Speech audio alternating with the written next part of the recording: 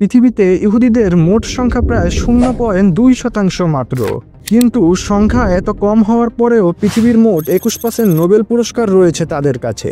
এছাড়া ধারণা করা হয় পুরো পৃথিবীর 70% কোম্পানি ইহুদিরাই নিয়ন্ত্রণ করে। কিন্তু কিভাবে তারা এত জ্ঞানী হলো?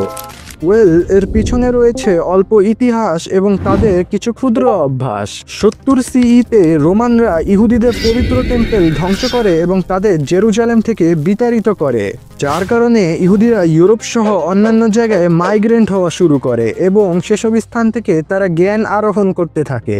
কিন্তু কোনো দেশই ইহুদিদের কুচরিত্রের কারণে তাদের পছন্দ করত না, যার কারণে ইহুদিরা সেসব জায়গা থেকে জমি ক্রয় এবং বড় চাকরির পথ থেকে বঞ্চিত থাকত, যার ফলে তারা ব্যবসার দিকে মনোনীত হয় এবং হাজার বছর ধরে ব্যবসা করে তারা ব্যবসায় মাস্টার হয়ে যায়, যার কারণে আজ ইহুদিরা ব্যবসায় এত আগানো। এছাড়া ইহুদি মারা প্রেগনেন্ট থাকা অবস্থায় প্রচুর বই পড়ে এবং ম্যাথ সলভ করে এবং নিজের যত্ন নেয়, যাতে করে তাদের সন্তানের মধ্যেও পড়ালেখার প্রতি আগ্রহ থাকে।